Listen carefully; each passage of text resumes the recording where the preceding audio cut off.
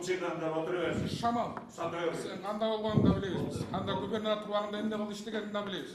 Губернатор болған Kanda сен. kılganını da biliriz. Senin gubernatör. Эми токтот кула. Жақсы білеміз. Siz kanda kılganını da Kanda biliriz. kılganını da Ende жақсы olup biliriz. bitkenini de biliriz. Emneni? Görüyoruz. Emneni? Görüyoruz. Emneni ayıpçı mı? Hurmatlı gubernatörler. Sürdün mü? Вообще ахмақсың сен. Вообще ты оно в шею. Запущенный выстрел тебе не дадут в шею власти. Kolundan gelse kılva. Kolundan gelse kılva. Саламатсызбы, Султанбай Абдрашитович, биздин сайтка кош келиптирсиз. Убакыт бөлүп келип бергениңиз үчүн ыраазычылык билдиребиз. Сиз буга чейин мамлекеттик кызматтарда тагыраагы Баткен облусунда 2 жыл губернатор болуп иштеп турганыңызды азыр эл тарабынан бааланып дагы жатат. Ошол жерде губернатор болуп иштеп турганыңызда бүргөндө Баткен жолуну Ашар жолу менен ишке ашырганыңызды бул эл билет. Эми бул так эле маалымат. Бирок айрым чиновниктер ошол сиздин 2 жолку губернатор болуп турган учуруңузду мындай баса белгилешип эмне кылып койдуң эле деген суроолор көп берилип жатат. Бул дагы азыр коомчулукта кандайдыр бир талкууларга жем таштап турат. Буга сиз Туура, мен ушул суроолду абдан жакшы көрөм да. Эмне кылып койдуң эле деген суроолдучу. Себебинен көп нерсе адамдарга жакса, мага жагат да бул. Себебинен ушул суроодун баанасы менен мен көп кылган иштеримди айтып берем да. Өзүм болсо моундай иштерди кылганмын деп чыгып айта албайсың да. Моундай эмелер мага ошондо айтканда өзүм кылган иштеримди айтып бергенге шарт берет да. Ошондуктан буга мен мындай кеңири эме алып кетейин. 2005-жылы мен губернатор болуп келгенде, биринчиден мен революциядан кийин, анан кийин курултайда эл шайлаган мени. Ошол эл шайлагандан кийин мен 1,5 жыл мени Бакиев көчөдөн келген губернатор болуп калды, эл шайлады, белгисиз адамды 1,5 жыл мени ошол жерге бекитпей келген. Бирок кийин мен кылган иштеримди көрүп, анан уже айласы жогунан эл талап кылгандыктан губернатор кылып мени ошол жерге назначать эткенде. Эми эгер баштай турган болсом, ошол жерде баштаганда биринчи эле кылган ишим, мен негизгилерин эле айтып кетейин. Кылган ишим 2005-жылдан 2035-жылга чейин стратегиялык 30 жылдык өнүгүү программасын түзгөн Баткен облусунун. Ал убакта 30 жылдык эмес, 10 жылдык деле программа эч кимде жок болчу. Кыргызстандын республикасынын деңгээлинде стратегиялык өнүгүү программасы деп биринчи жолу Атамбаев 17-жылы көркө көтөргөн да. Мен аны 2005-жылы уже түзүп койгом. Ошонун алкагында аябай көп иштерди жасаганмын да. Ал жерде ошол программанын көлөмү, мындай акча менен финансылык көлөмү $8 миллиард түзгөн да. И самое интересное, ошол $8 миллиард уже инвесторлор даяр болчу да, салабыз ошого деп. Себеби ал эмнени камтыган ал жерде? Биринчиден ошол жердеги союзный значениядагы заводдорду ишке киргизүү. Бул Сүрмөнөй комбинат, Айдерген комбинаты, анан кийин ошол жердеги жана Сүлүктүдөгү көмүр, ошолор, анан кийин ошол жердеги биздин эмеде көп алтындын кендери бар. Андан тышкары ошол жерде 5-6 миллиард тонна алюминийдин кени бар да, ошол жерде. То есть мындайча айтканда аябай байлык көп биздин Баткен облусунда, анан экономикалык потенциал да аябай чоң да. Анан ал жерде бизде 6 чоң суулар бар. Ошол суулардын энергетикалык электр энергиянын потенциалы аябай чоң. То есть ал жерге көп электр станцияларды курса болот да. Андан тышкары ошол биздин суубуздун көптүгүнө карабай, биз ошол суудун 5%-ын дагы колдонбойбуз да. Ошол эле кезде бизде почти бир 500 000 гектарга чейин жерибиз мындай эле жатат да, суудун жоктугунан эме болуп. Ошондуктан ошого багытталган болчу. Анан ошондо биринчи кезекте ошол эмелерде Сүрмөнөй комбинат иштетчи, Шайдеркен комбинат иштетчи, анан кийин ошол эмени баардыгы Сүлүктүдөгү көмүрдү промышленный масштабта ишке сала турган программа болчу да.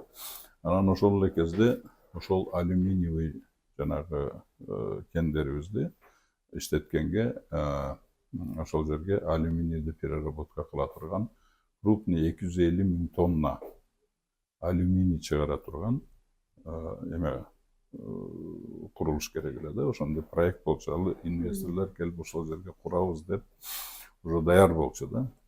Вот.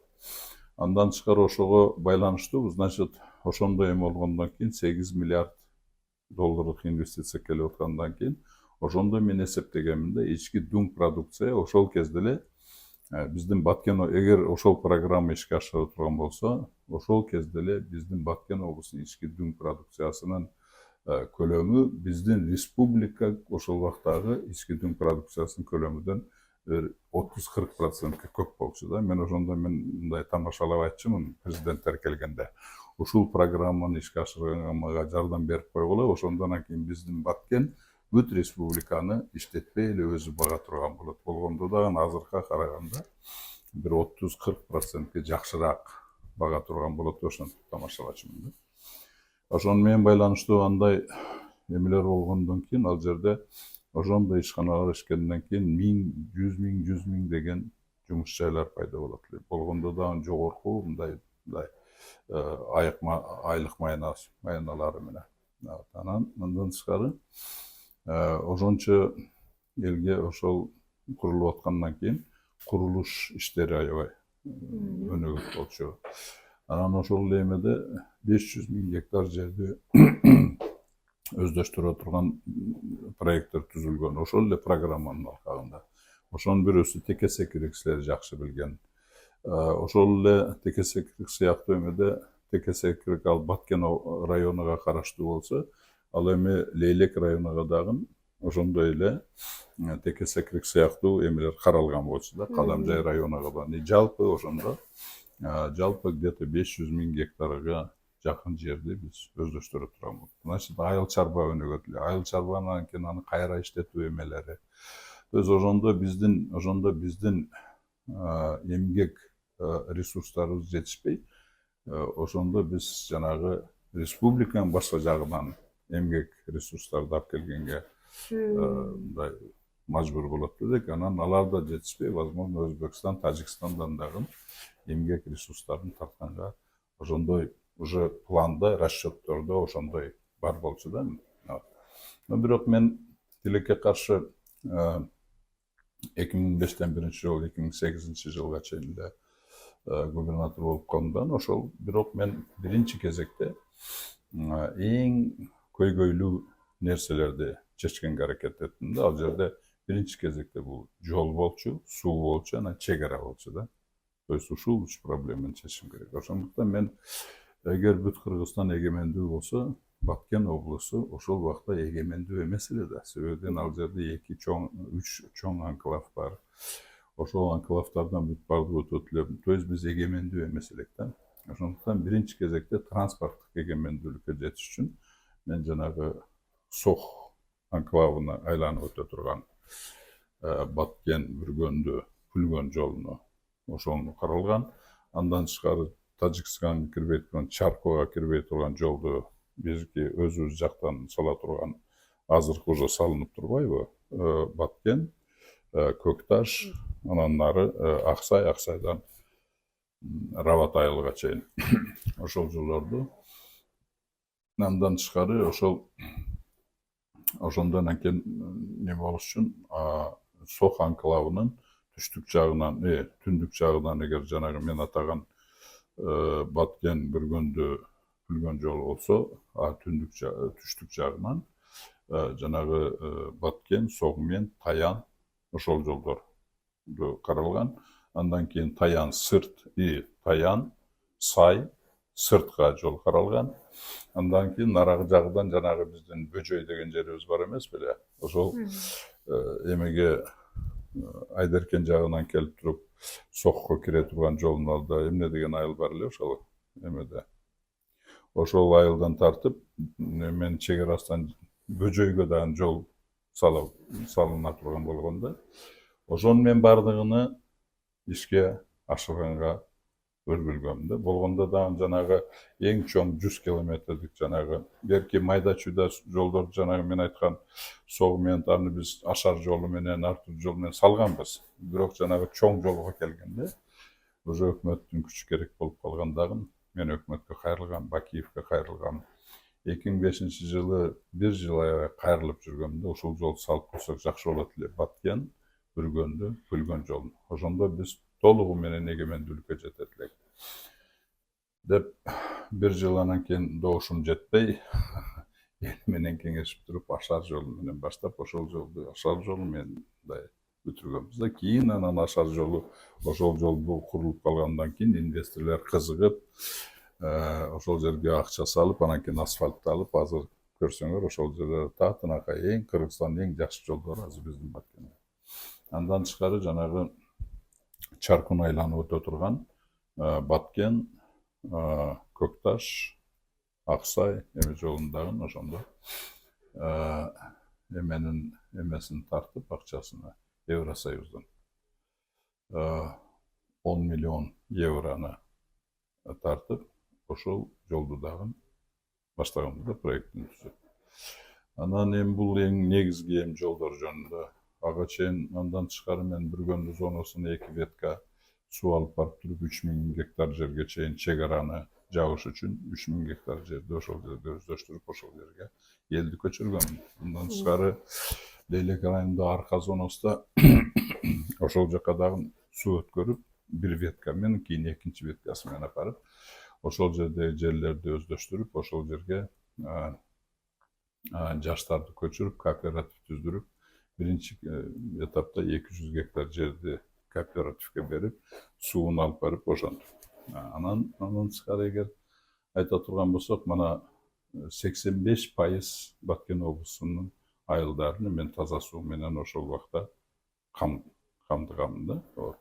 А калган 15-и ал жерлерде мындай тоолуу жер айылдар болчу, ал жерде суу таза эле болчу да, мындайча айтканда. Силер жакшы билесиңер, өзүңөр ошол жактан эмессиңер.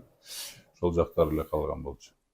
Анан тышкары границаларды бекемдеш үчүн мен көп заставаларды ачтырганмын. Жанагы эмелердин атарабына постторду койдурганмын, жанагы эме деген айыл бар эмеспи? Таяндын астында сок менен кичинекей айыл бар го, эмне деген айыл? Чарбак. Чарбак да. Ошол жерде Чарбакка застава ачтырганмын. Анан кийин жанагы чтобы жана соктун ичине кирбей турган кылып, Баткен согменттен Таянга жана жолду ачып, айланма жолду салып, ошол Чарбактагы тигилердин ичине кирбей турган болду. Ошондо анан кийин биз толугу менен транспорт эгемендүүлүккө жетип, Сох району наоборот бизге ал жагынан көз каранды болуп калган да. Анан жанагы Кара деген заставаны жанагы эмеде кетип атканда Көк ташка кетип атканда Кара деген ошол жерде заставаны, Көк таштын ичиндеги заставаны, андан тышкары жана максаттагы заставаларды ошонун баардыгын ошол программанын алкагында болгондо бул ошол эле эң көйгөйлүү 3 проблеманы чечиш үчүн. Жер, суу, граница, жол, ошол 4 проблеманы чечиш үчүн ошолорду. Анан ал эми жанагы ар бир айылга фап салдырып бергеним факт бардыр деп билишет. Азыр мындай карасаң ошол мен салып берген фаптар ар бир айылда бар. Анан кийин жанагы мени ошол убакта телефон үйгө киргизип бер деп эле кайерге барсам талап кое бергенден ал слишком мындай кымбат түшөт да, сөйдөн столба апарыш керек, зым тартыш керек. Ошондо мен Мегаком менен сүйлөшүп туруп, ошол жерде биринчи Мегакомду апарганбыз. Ошол Мегаком кирип, сотовый телефондор баргандан кийин вообще эле жанагы үйдөгү телефон менен колдонбой калганда эми айта турган нерсе аябай эле калган майда чүйдалары эми ошончалык көп. Анан болгондо дагы анын көп нерселерине мен ашар менен бүтүргөнмүн. Ошо акча жок деп отурбай, барып отурбай, ошону кичине эме кылып өзүмдүн 3 миллион эмен бар эле, баягы губернаторский фонд. Бирок жанагы мен жанагы мелкий инвесторлор бар эмеспи?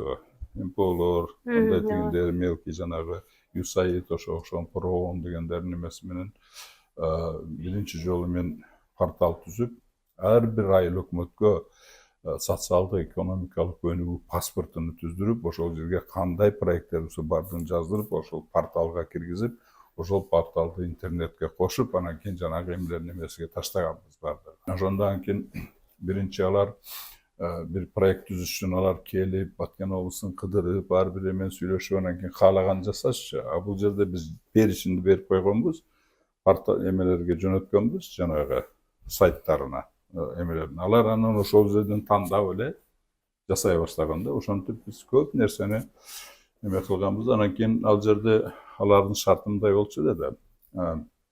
80%-ына эме алар берет. Анан 85%-ны 15-20%-ны биз өзүбүз эл кошумча кылыш керек. Ошондон кийин 80%-ын берип атканда эл эптеп канча пайыз топтосо, калганын мен өзүмдүн жанагы фондумдан берип аттым дагы. Мисалы 100 миңдик эгер проект боло турган болсо, 85 миңини тигилер берип аткан болсо, 5 миңини эптеп тиги эл чогултуп берсе, 10 миңини мен фонддон берип аткам да, өзүмдүн фондумда. Ошондо мен 10 миң фонддун акчасын жумшап туруп 100 миңдик иш бүтүрүп аткам да.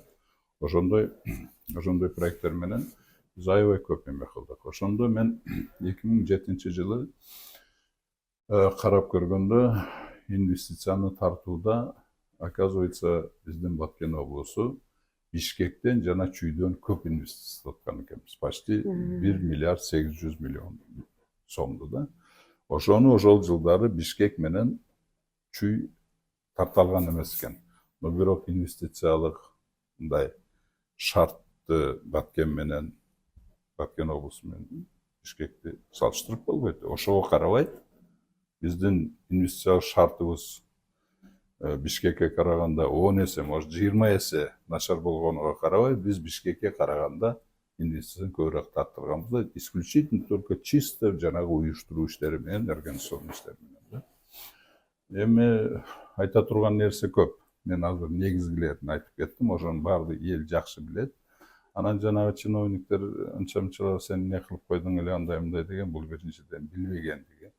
Анан кийин губернатордун иши эмне экенин билбегендиктер. Ошол билбегендигинен ошондон айтат да. Ошого азыр мен эми айтып койдум.